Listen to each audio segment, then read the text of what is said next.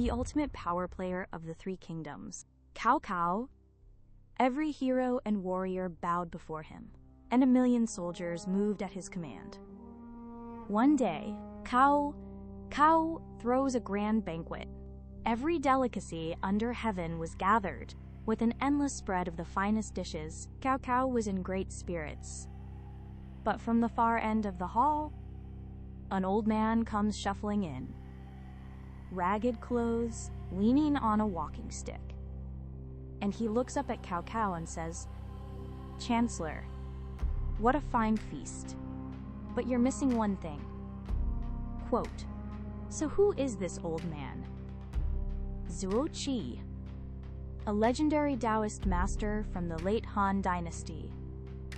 He spent decades training on Mount Tianzhu, where he found a celestial scripture inside a rock and mastered Taoist sorcery.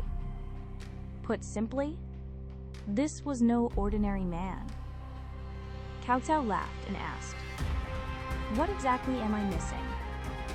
Quote, Zuo Ci answers calmly, "Chancellor, you've gathered every delicacy in the world, but there's no perch sashimi from the Song River. What a shame." Quote, now, Cao Cao must have thought this was absurd. The Song River is in what's now Jiangsu province. That's over 1,000 li from here. Cao Cao scoffed. The Song River is 1,000 li away. How would you get that? Zuo Ci just smiled and said, "It's not difficult." Quote, then he had someone bring a large basin and filled it with water. He got a fishing rod and dropped it right into the basin. At the banquet hall, a fishing rod and a basin of water. Everyone stared at him like he was insane. But then, moments later, line goes taut, and Zuo Ci yanks it up. What came out of that basin? A living perch. A real Song River perch, flopping and thrashing around. The banquet hall erupted. Even Cao Cao jumped to his feet. A fish from 1,000 li away, pulled out of a basin. But then Zuo Ci drops another line. Perch sashimi really needs purple ginger from the Shu region to bring out the flavor. Now Cao Cao is starting to get irritated. Shu is even farther than the Song River. What are you playing at? Quote, Zuo Ci just smiled and called someone over, handed him a talisman, and told him to go to Shu and come back. Normally, that's a round trip of several months. But less than half a shichen later, the man returned. And in his hands, purple ginger from Shu, plus he'd even brought back Shu silk as a bonus. Now, imagine how Cao Cao felt at this point. First, amazed, then awestruck, and the last emotion he felt was fear. This wasn't sleight of hand. This was genuinely supernatural power. What could this man do if he really wanted to? And true to form, the moment Cao Cao felt fear, he decided to seize him. Cao Cao gives the order. Arrest that man. Lock him up. Zuo Ci went along quietly. No resistance at all. Zuo Ci in prison. Chained up. Cao Cao must have felt relieved at that point. But here's the thing. The next morning, a soldier comes running in with a report. The cell is empty. The chains are still there. But Zuo Ci is gone. And when they checked the walls, there wasn't a single trace. The door was never opened. The walls weren't broken through, but the man just vanished. Zuo Ci had walked straight through the walls, and the walls sealed right back up behind him. Cao Cao was furious. How dare someone humiliate him like this? He ordered soldiers to fan out immediately and bring Zuo Ci back. Hundreds of troops poured into the streets. Soon, a report comes in. Zuo Ci was spotted hiding among a flock of sheep at the base of a mountain. Cao Cao personally led his men there. They surrounded the flock. This time, there was no way he'd escape. But then, something truly chilling happened.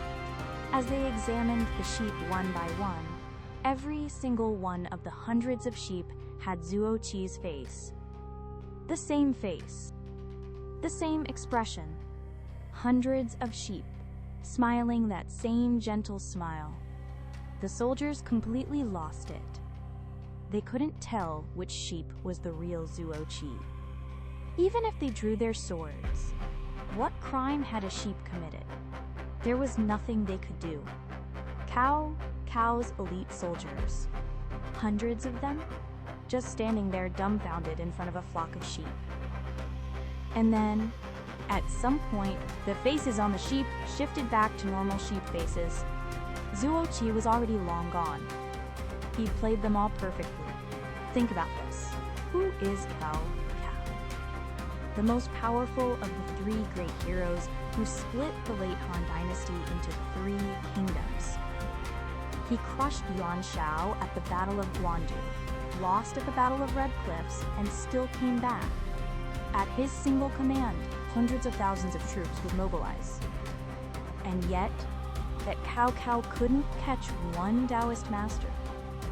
A man who could fish from 1,000 li away using a basin, walk through walls and vanish, and turn an entire flock of sheep into copies of his own face.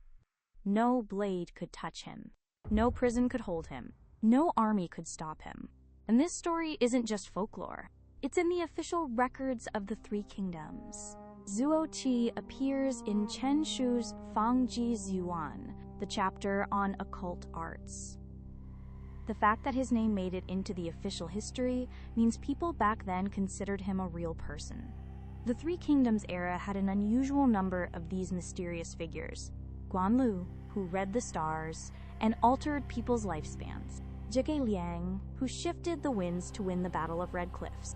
Huatuo, the divine physician whom Cao Cao killed, yet who seemed to appear again. So many sorcerers emerged in that age of chaos. Why was that? Maybe when the world falls into extreme turmoil, doors to the unseen realm swing open. Or maybe these people were always there, hiding during times of peace, only revealing themselves when chaos reigns. What was Zuo Ci really trying to show Cao Cao? Maybe the message was this: no matter how powerful you are, there are things that brute force can never reach. Ruling by the sword and commanding armies. That only works in the human world. Zuo Ci existed beyond that. So what is true freedom? Perhaps it's a state where no blade can reach you, no prison can hold you, and no power can make you submit. That must be what it truly looks like to have attained the way. The strongest thing in the world isn't force. The strongest thing in the world is being unmoved by any force. The next story takes a completely different turn. A young man named Lu Sheng was cooking rice at an inn. He put millet into the pot, lit the fire, and while waiting for it to cook, he fell asleep and dreamed. In his dream, he passed the imperial exam, rose through the ranks to become chancellor. He married a beautiful wife, had children, and lived in glory. He lived an entire 80-year life inside that dream. And when he woke up, the millet in the pot wasn't even done yet. He'd lived a whole lifetime before the rice was ready. This is the Yellow Millet Dream. Please subscribe and hit the like button. It really helps support this series.